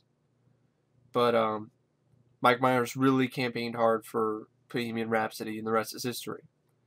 Captain America, I don't like this. I hate this fucking article. Captain America, the Winter Soldier, made great by honest trailer nitpicking. This headline is bullshit.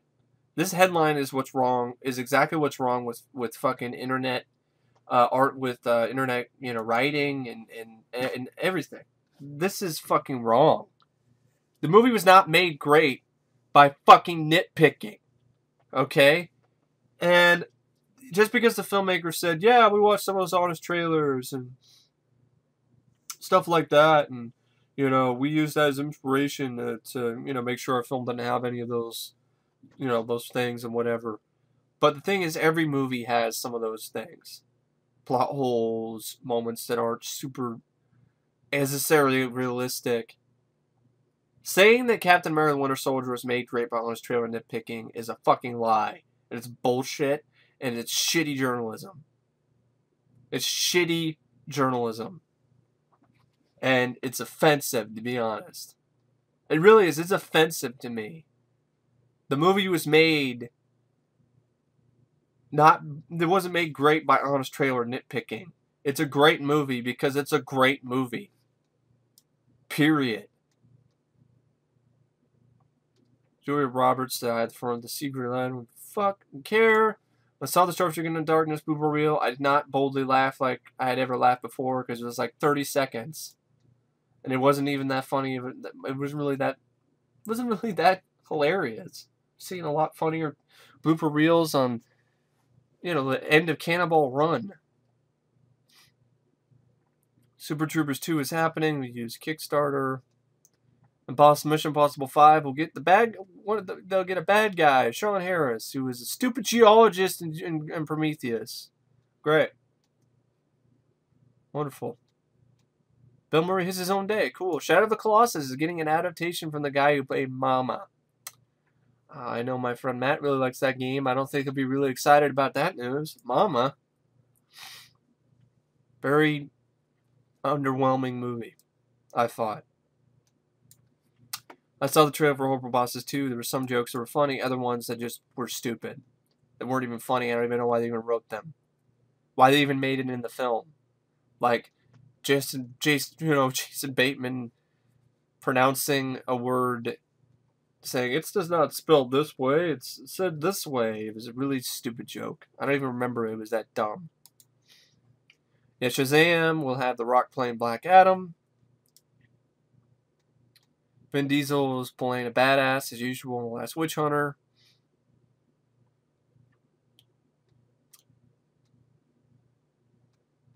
Fast and Furious 7 is already the most buzzed about film online. Why? I'm not really looking forward to it. Paul Walker died, and they're trying to still have his character in it by doing CGI doubles, and it's just when Paul Walker sadly passed away, that was the moment when my buzz about Fast and Furious went below the normal expectation. I was really excited for it, but Paul Walker. I'm not excited about seeing CGI Paul Walker running around or his brother playing a stunt double. I'm just not. But might be good because I really did like Fast 5 and Fast 6, but I'll just say my hopes aren't that high. Steven Spielberg teaming of Neil Gaiman for Hansel and Gretel movie. Okay, whatever. Oh, Katniss Everdeen's fighting new Hunger Games, whatever. Fuck, you're not an action hero. Prometheus style trail for Monster Inc. Point. I'm not even gonna fucking watch that. Looks terrifying, my ass. Al Pacino would work under Marvel Studios with Marvel under these conditions. Interesting. Okay. 5 early Oscar Best Picture favorites. Birdman. Michael Keaton is one of them. I saw an article somebody did where they reviewed the movie. A lot of great praise to it. I'm really looking forward to that. I want to see Birdman. Hopefully it'll come out in theater near me. 4DX Theaters technology is a success. Yeah, took the idea I had when I was like 6 of having a theater that has moving seats and smells and water and whatever, sensory effects. Too bad I didn't get that shit patented. They even called it 4D. They just call it 4DX. I called it 4D, and they just called it 4DX. That's just, I could be a millionaire right now, folks, if I tried to option that idea. Whatever. Whatever. Fault in Our Stars dominated social media. Yeah, the Transportation movie, of course. Yeah, Miss Wolf of Wall Street. This hot. She's hot. But when you look at her, Margaret Robbie, do you see Ghost in the Shell? No, you don't. So that's the problem. They're just casting her just because she's hot. And she's hot to try. And she doesn't look anything like the lead character in Ghost in the Shell. What is up with not casting Asian actresses in American adaptations of Asian movies? Is this another thing I'm gonna have to get into where it's another sort of racist thing? We can't possibly have an Asian actress play an Asian character in a movie adaptation of an Asian comic and an Asian anime. Just saying. Just a little bit racist. Forrest Gump did nothing on IMAX like expected. Make your own dates or group cupcakes. No, whatever.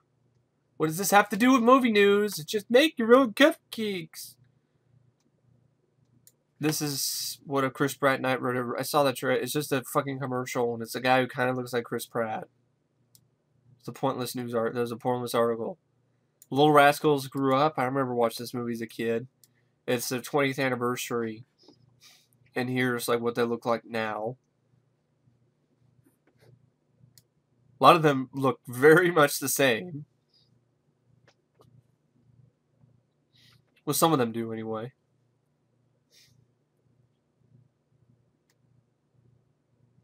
They tried their best to recreate the image, but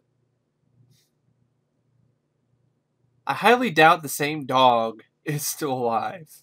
That's all I'm saying. But that's one thing,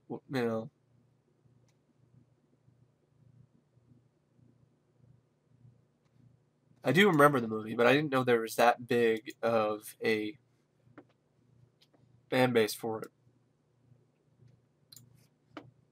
The Jungle Book, okay, whatever. Boondock Saints 3, really? The second one sucked. But okay. Dwayne Johnson, he's playing Black Adam. I think it's good casting.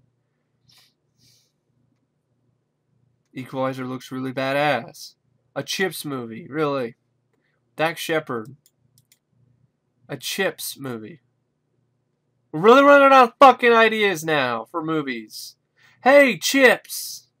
Let's make a Chips adaptation. Does that work so well with Starsky and Hutch and so forth? Fucking Chips. No, I'm not watching it. I didn't watch any of these videos because the hate Amazing Spider-Man 2 gets is ridiculous. If you don't like the movie, that's fine. But the amount of hate it gets is insane. I'm sorry. The villains don't have much character development. Electro is too much like blah, blah, blah, blah. Electro didn't have that much character development in the comics at all. Okay? He was Maxwell Dillon. He was an electrician, and he got struck by lightning, and so it was combined with some other kind of mutant, whatever, some kind of mutagen, something that ended up mutating him and giving him electric powers. Directly after this happened, he actually, Magneto showed up and tried to recruit him to the Brotherhood of Evil Mutants for some reason. Electro declined, and he ended up stealing money. He ended up basically some guy. He ended up going and stealing equipment. For something he was working on, and because he's also a technician and scientist, whatever. And then he killed some guy while he was trying to steal something, and then he decided, all right, I'm gonna become a supervillain. I'm gonna start robbing banks and rob shit, and I'm Electro now. That's it. The backstory in Amazing Spider-Man 2 is a lot more complex than the one in the comic. Rhino, really, folks. Oh, he's just ridiculous. Rhino is ridiculous in the comics. He's a fucking giant guy in a rhino suit. But, Paul Giamatti and his Russian thing, I didn't think it was that annoying. I didn't think it was that bad. It was over the top, but I'd rather be over the top instead of taking it super, super serious. See, Spider-Man's villains are ridiculous in nature. One of his villains is named Mysterio. He's a guy who has a fucking fishbowl on his head. I love Mysterio, but he's still a guy who wears a fishbowl on top of his head, and he has magic illusion powers. See, Spider-Man is not like Batman, who has this wealth of really well-developed, really unique villains. Spider-Man has maybe 2-3 villains of the caliber of Batman's Rogues Gallery. Green Goblin, Venom, and Doc Ock. Other than that, he's got a slew of other villains that have very little motivations, very small backstories, and the Lizard, I guess you could say in some ways, but still, the Lizard's just a friend of his, Doc Connors, who did an experiment and became the Lizard, and that there's really not much to these characters. And over the years, they haven't evolved like Batman's villains have. So they haven't had the wealth of information about their backstories. So the hatred for Amazing Spider-Man 2, for its inability to have in-depth backstories of its villains, I think is a backlash that people are putting against it, because it's not like Nolan's Batman movies. Here we go again with that. There wasn't that much backstory with Guardians of the Galaxy either, but there's nobody complaining about that. But Amazing Spider-Man 2, for some reason, got treated like, whoa, it's not like Nolan's Batman films just have huge backstories for every character, except the Joker, who the only backstory you have is that you want to know how I got these scars? That's it. Other than that, you just know he's a crazy guy who came into Gotham, started having these guys rob banks for him, and started causing a bunch of anarchy. And it's acceptable because in the comics, the Joker is a lot like that. He doesn't really have a definite origin. He's shrouded in mystery. But characters like Electro, Rhino, Green Goblin, okay. But I didn't think Dane Tehan's story was that bad. I thought it was a decent amount of development. I thought it did a better job than Raimi's films did with Harry's character. I admit there's some shifts in tone that aren't that great. The stupid scientist guy in the Ravencroft Institute. What the fuck was he doing in this movie? And, some of the bad, really corny lines of dialogue that did give you Joel Schumacher flashbacks. It's my birthday, I'm here to light the candles or something. It was like really bad. It was like, blow out the candles. Ugh. But other than that, it was fun. It was a fun, entertaining Spider-Man movie with the best looking costume, with the best performance to date of a the Spider-Man I grew up with, the one that was wisecracking, a lot of fun. Although now he's being considered a douche by people, which is really pathetic and sad. That finally I get the Spider-Man who's wisecracking and is genuinely funny, but has a heart of gold and wears his city on his sleeve, and people are bashing him because he sounds like a douche. It's really, really sad. And I think Andrew Garfield did an amazing job. I think Emma Stone was good. I thought the way they handled Gwen Stacy's death was a little bit rushed, but I thought it was effective. Overall, it's my second favorite Spider-Man movie. My first favorite would be Spider-Man 2. I don't get this. It's just as bad as Spider-Man 3 bullshit. No, it's not. It's not even close to being as bad as Spider-Man 3. It isn't even remotely as close to being as bad as Spider-Man 3. If you think it is, watch Spider-Man 3 again. Okay. Spider-Man 3 has soap opera bullshit that I guess you could say is kind of an Amazing Spider-Man 2, but it's more effective than Amazing Spider-Man 2 because Andrew Garfield and Emma Stone have fantastic chemistry. Something that Tobey Maguire and Kirsten Dunst never had. So, and it's too many villains, blah blah blah blah blah blah blah. Rhino was only in the beginning at the end. He's just a setup. He's a set piece for a really good scene at the end where Spider-Man comes back and this kid tries to risk his life to stop Rhino, and Spider-Man comes back, and tells him, you're brave, but, I'll take it from here. And I love that. I love that scene. I'm fine with Rhino. He doesn't need that much character development. He's just a guy. In the comics, all he was just a big guy. He got experimented on and got a Rhino suit. Okay? We're thinking way too much into these Spider-Man movies. Stop. That's the problem I think people had. For some reason, one of the biggest criticisms I've seen is there's not enough motivations for the characters. The development of the villains isn't very well developed. So what? They don't have to be fucking 30-minute long backstories, in-depth retrospectives of why the villain became, why so-and-so became the Rhino, or so-and-so became Electro. Especially the Rhino. I didn't need that. Like, I mean, what is the problem? I don't understand. It's, if you have a problem with the tone of the film, I can see that. I thought the action scenes were the best I've ever seen in any of the Spider-Man movies. That's my opinion, but I think they're the best I've ever seen. If the problem is with the tone, I can see that. If the problem is with the pacing, I can see that. But the whole whining and complaining about the character development of the character of the villains being the biggest problem in the film, I don't agree with at all. And I think people need to read some more Spider-Man comics, especially with comics with the characters that are in the movie, because they don't have that much character development, and they don't need it. I don't need a backstory for every villain in every movie. I'm sorry, I don't need it. I don't. Okay, I can figure it out. The Rhino is a criminal, and he's given this suit, and he got arrested by Spider-Man, so now he wants revenge. It's simple, but I hate to break it to you folks, but that happens all the time in real life. In real life, even if you're trying to apply these backstories to real life, even in real life, everything's not that complicated, folks, in terms of backstories for why some guy decides to be a bad guy. Electro, I thought, did a good job. He's just he's mentally imbalanced. He saw something that he could trust in Spider-Man, and in the moment when he's already freaked out after being, mutated in the Times Square, and Spider-Man does a great job, and he's about to calm the situation down and possibly make it so Max never does anything wrong, and then the fucking stupid NYPD are the ones that shoot at him, and in his already confused state of mind, combined with the fact that he already has probably, a very high chance of mental breakdown, he flips out. And he blames Spider-Man. Blames the first person that he sees for, being hurt. And he blames Spider-Man for it. It doesn't have to be that complex. In real life, sometimes it isn't. Sometimes people just flip out. I knew someone personally who just had a mental breakdown recently, and he just flipped out. There was no backstory to it. There's no build up to it.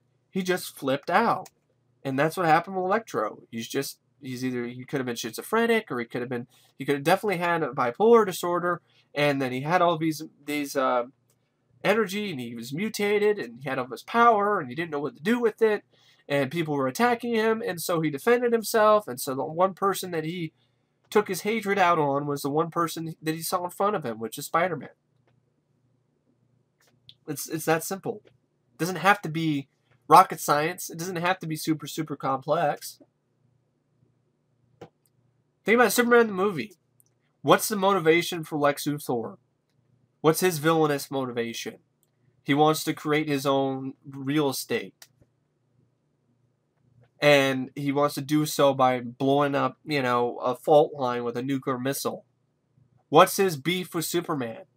The only beef he has with Superman in Superman the movie is because he's in his way. That's it. Superman's in the way. He's going to stop me from my real estate plan or real estate scheme. I need to find out what his weakness is. It's kryptonite, okay? And okay, I'll put this around his neck and throw his ass in my pool. The character development of Lex Luthor in Superman the movie isn't that complex, isn't that deep, and it's a great movie. You don't need it. It's not necessary. Not every character needs a super, super huge, in-depth backstory, especially a villain. All we need to know is why he's a bad guy. Why is he villain? Why is he doing what he's doing? And Elektra was doing what he was doing because he was already he was a very easily manipulated individual, and he was mentally handicapped, and now he has all these powers. He doesn't know what to do with them, and now he's already emotionally fragile. The transformation cracks, breaks him. The moments where he's captured and tortured breaks him even more, and by the end of the movie, he's just psychotic. He's just he's in the verge of he's experiencing a mental breakdown. And there's nothing more dangerous, in my opinion, than somebody who's psychotic, who has all the power in the world, and is gonna, point it at one person, Spider-Man. That's all it is. It's not. Dane DeHaan, you can understand why. It's tragic history. Spider-Man won't help him. That's the whole thing. He just wants Spider-Man to give him his blood, but he won't. And so he gets angry and wants to kill him and get his blood anyway. He wants to get Spider-Man's blood to save him. That's a good enough explanation. And it's better than any explanation Harry had for becoming evil. Well, actually, it's the same sort of explanation, the same sort of backstory. Harry became the Goblin because he believed Spider-Man killed his father, and he wanted revenge. That's it. He didn't become the Goblin for any other big, really complex reason. Doc Ock, he became Doc Ock for a good reason, because for first he wanted to use his arms for good, but then the experiment messed up and they fused to his body. And they started talking to him in his emotionally fragile state after he accidentally killed his wife. And there's a little bit more of Doc Ock. Green Goblin in the first Spider-Man movie, he pretty much does this Goblin stuff out of revenge. His board members decided to kick him out of his own company, and he decides, haha, I'll show you. And he becomes a Goblin and takes them out. And takes out his competition. That's it.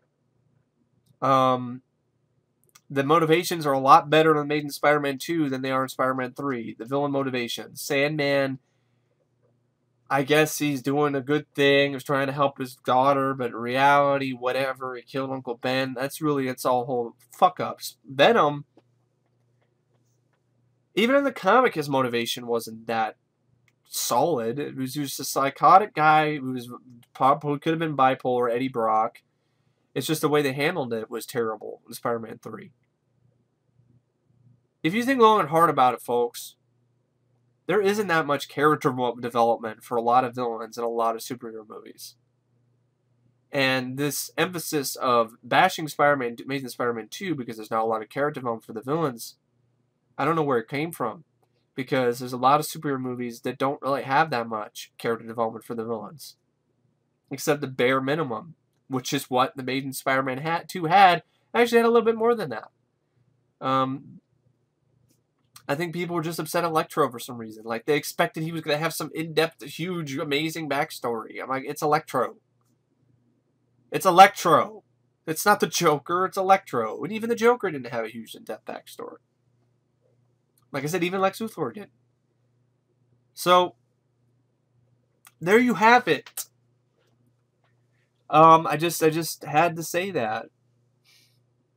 Important flaws seriously affecting its total effectiveness.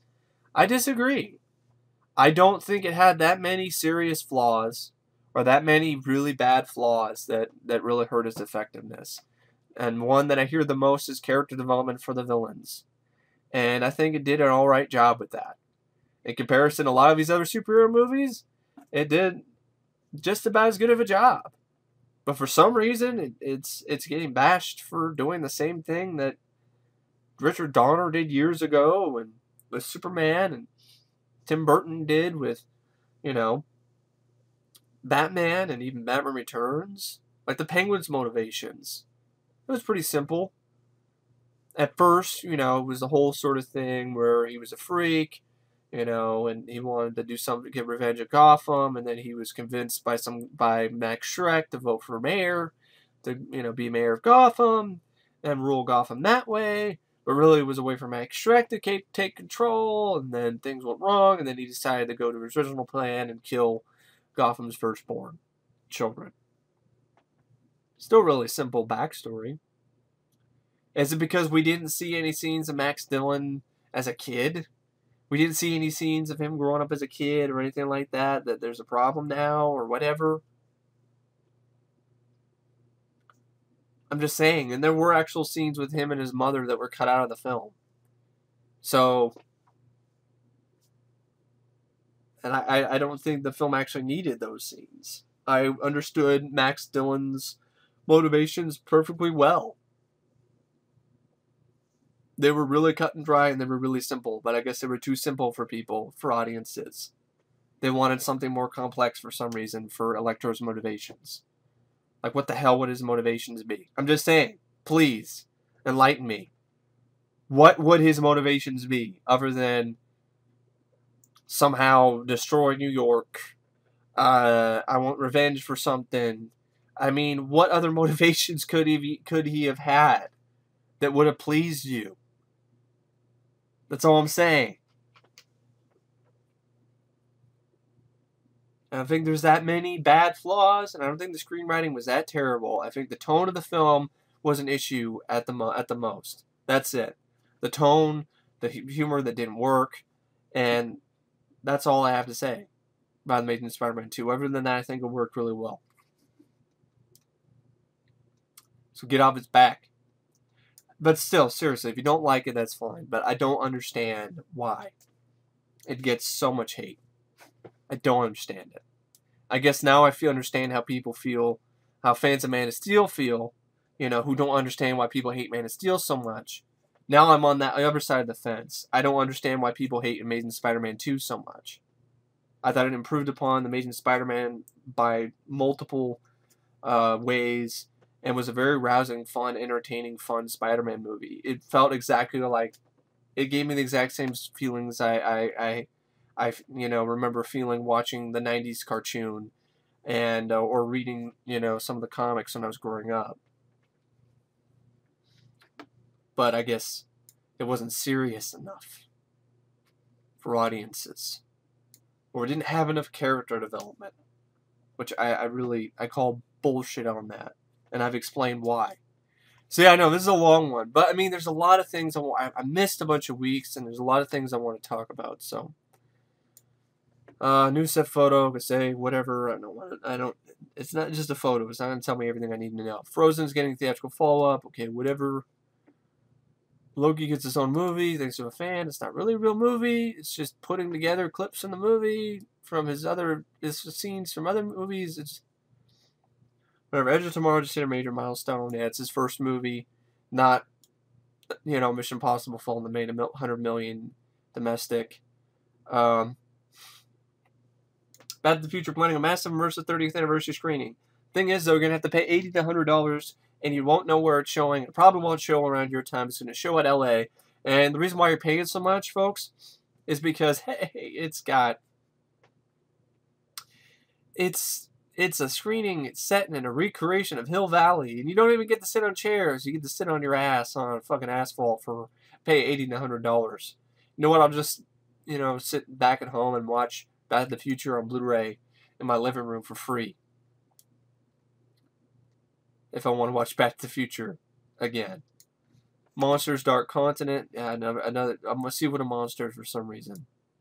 All right, well, we'll see. I still haven't seen the first one, but it doesn't sound like much. Mad Max 2 Museum in Australia, probably pretty cool. Dracula Untold trailer. I saw the trailer before. It actually looked pretty interesting. New take on Dracula. Don't know if I've seen it in the theater, but I'm curious about it. Pacific Rim props and whatever. That movie sucked. Magic Mike XXL. Ugh.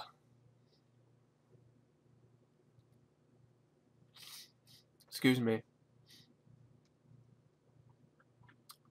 It's not much, nothing.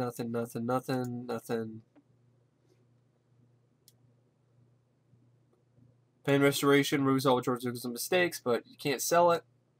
So good luck finding it. 3 actors for Escape from New York reboot. Fuck, why are we doing this? Just get Kurt Russell back and have an older Snake Plissken. Get John Carpenter to direct. And do another Escape from New York. Do the last film in the series. And do it that way. Instead of a stupid reboot with a younger Snake Plissken. I don't fucking care. Charlie Hunnam can't fucking act. I haven't seen Sons of Anarchy. Maybe he's good in that. But what I've seen from him in Pacific Rim does not make me believe that this guy could be Snake Plissken. Same goes for this guy. I don't see him as Snake. I don't see him as Snake. I don't see anybody as Snake. Because you know what? There's only one Snake Plissken, and it's Kurt fucking Russell. And even Kurt Russell himself said there's only one Snake Plissken. And it's him. So stop making a stupid remake. Stop remaking shit. Do something different, for fuck's sake. Stop, Hollywood, stop whoring out popular titles just to try to get butts and seats. Actually make up your own fucking original idea for once. That'd be nice. Yep, Guardians of the Galaxy was a big hit. Good. Oh, his molestation dropped molestation charges. Alright, good. So he's not a child molester. MacGruber 2 has has an outline, might actually. Please don't happen. I don't understand the fan base that has. I guess I just don't get that, stupid humor. It's just stupid. Wesley Snipes believes Blade 4 is a go. Well, I'll believe it when I see it. Hopefully it'll be better than Blade 3.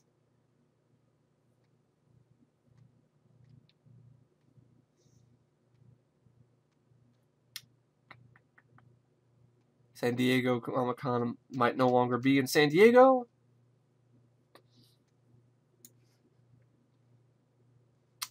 Bill Hader, huh? These are comedies you think I should watch.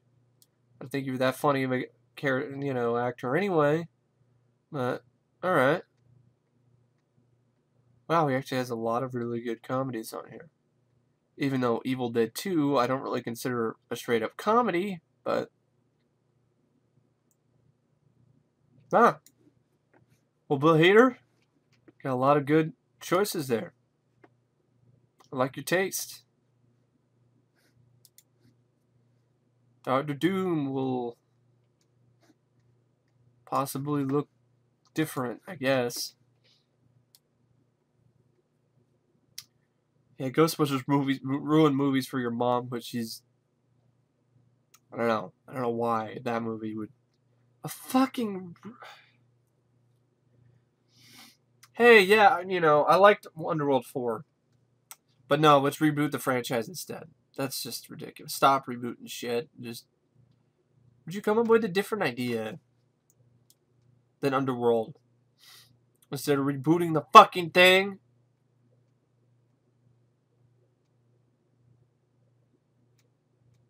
Your Looney Tunes movie starring Steve Carell. Periphery to play a pimp. Okay. No jokes policy. Yeah, because they overreacted to Green Lantern like a lot of the audience did. Oh, I'm sorry. It was just a fun, entertaining movie. Wasn't another Dark Knight. It was never going to be, since it was Green Lantern, not Batman. But, whatever.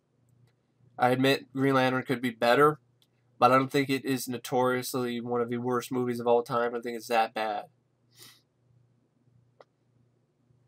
People say, oh, the kind of things he created with his ring were stupid. Well, do you remember the cartoons? Do you remember Green Lantern's early comics? He was creating cars and all kinds of the same sort of things with his ring all the time. I'm just saying. It was going to be hard to take it seriously. I'm glad they took the fun route, tongue-in-cheek fun route with Green Lantern, instead of having a movie was super serious with a guy dressed in bright green with a fucking ring, power ring, that can create things with his mind. I mean, come on. It was going to be a hard sell in the first place. I don't think it was that awful.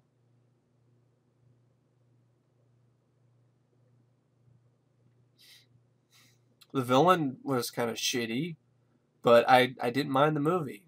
I still don't mind Green Lantern. I don't think Ryan Reynolds was bad. I think he did a decent job, and I think overall the movie has a nice heart to it, and I like Green Lantern. Sue me. I'll even be bold and say I like Green Lantern more than The Dark Knight Rises. Yes, I said it. I think Green Lantern is a better movie than The Dark Knight Rises. Doing another Dan Brown movie, straight out Compton movie, Blair Witch, fuck yeah, honest pick trailer, Ghostbusters. Japan has its own Batman. What the fuck is this? Oh my god! What? What? What? Okay, I thought these were bad. Yeah, no. I really thought that you could not do worse in terms of Ninja Turtles designs than the designs that went with for the new movie, but this takes the cake. They don't even look human. They don't even look anything like... They look like space turtles. They look like fucking aliens. They look like fucking enemies in Guardians of the Galaxy or some shit. God, this is horrible looking. Hey! Wow, isn't that awesome? I love that. But like, what you prefer? The 1990s dudes in costume versions. 69% said we prefer the old design versus the new one. Cool. That's good to see. God, this is horrible. It's fucking ugh. Like aliens. Nice bucket challenges. Yeah, John. The Richard Attenborough passed away. May rest in peace. Blade Runner 2. I don't want to see it. Star Wars Episode 7 posters. Chris Evans, Charlie Day might be in a National Lampoon's Vacation sequel with cameos from Chevy Chase and Beverly D'Angelo. I'll wait for a trailer before I really say anything about it. Tyler Perry had no idea who David Fincher was. It's really sad. Ring 3. Really? Kick-Ass 3 will not happen. Haven't seen Kick-Ass 2, but I heard it was disappointing. Or Palpatine could return. How about not? Lucy 2 is unlikely. I heard that movie was not what it was advertised. It was lame. Joss Whedon is obsessed with having Hulk battle Iron Man. I'd love to see that. Hulk fighting Iron Man in his Hulkbuster armor. Yeah, for that. McConaughey might be in the stand. Wonder Woman's movie, what we know so far, nothing. Ant-Man might post a different time period than we thought. Ted 2, blah, blah, blah, blah, blah. Josh Brolin updates in the Goonies 2, which I think is just a rumor right now. I don't think there's anything concrete about it. Iron Man 3! Shane Black to revive Remo Williams. Great. And just take all the fun out of it in the process. Don't know what to say about that. I don't need to watch Godzilla's fucking epic sequence because I don't think it's that epic. Annabelle's trailer I saw looked fucking forgettable. Sin City 2 flopped. Chris Pratt. This is a Star Wars entertains parents, patients of Children's Hospital. Wow, what a great for him. It's really great. Joseph Gordon-Levitt dates us on the Neil Gaiman Sandman movie, which may or may not happen.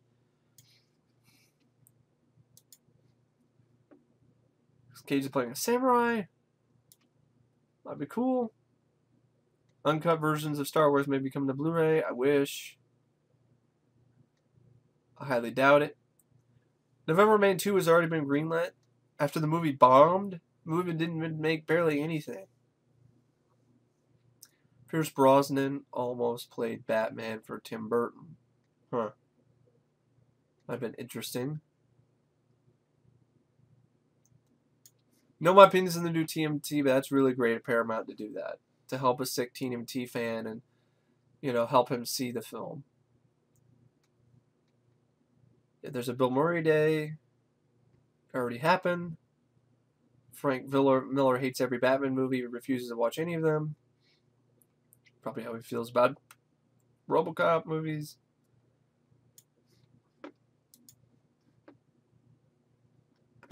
So Gordon Weaver passes the Female Expendables spinoff. I knew about this handout they handed out. Dune terminology handout they handed out, but people not really help fans of the movie follow along. It was to help people who didn't know much about Dune follow along with the movie.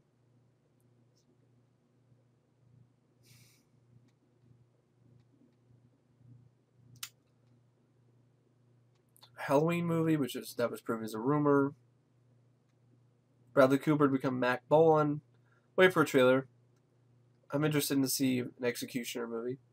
I wish Stallone did it in the 80s, though. Directed by John McTiernan.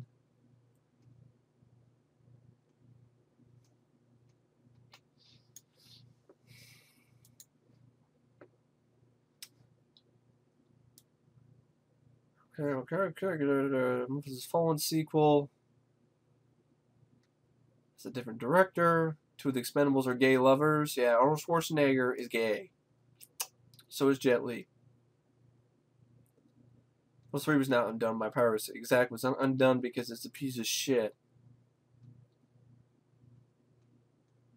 Resident Evil final chapter delayed at last minute because of pregnancy.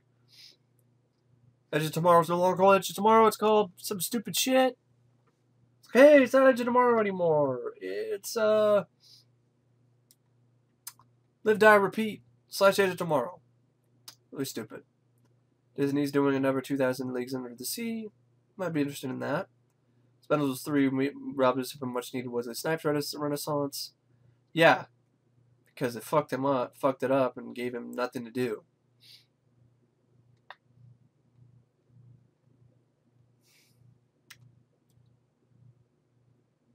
5 surefire ways to fix this broken Expendable franchise. Really, I don't think there are any ways to fix it. Shorten the roster. Kill some guys. I don't know if that would help. No more guns. No more guns. Fuck that. More guns. Hire John Hyams. No! Oh, hire John Hyams. I hired John Hyams. Heimlich maneuver. John Heimlich to direct the Expendables. No. The guy who fucking single-handedly destroyed the character Luke Devereaux. No, thank you.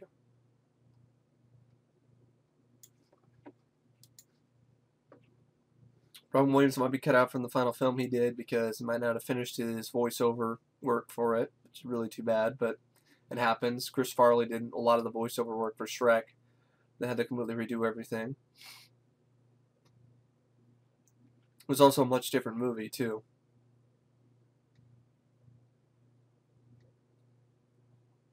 Raid remake will have 12 central characters. Why? Why?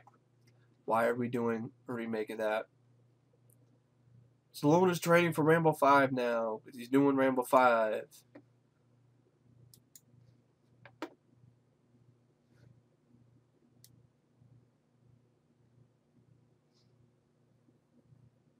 Jackie Chan just turned down Stallone's 2 and 3. Stallone blames his movie moms on Schwarzenegger. Michael B. Jordan says Creed definitely happening. Great. We don't need that. The Rock making 2 more Journey to the Center of the Earth sequels, really. They were so great. He work hates Marvel. Probably cut out a lot of his backstory because the movie was already long enough. As Iron Man 2, by the way. And I think I'm caught up now. Yes, I am. Alright. Bad Boys 3. That'd be cool. Anyway, I know it's a long video. It's like 2 hours long. But anyway, thanks for watching. And I hope you guys enjoyed it. And I will see you guys later. See ya.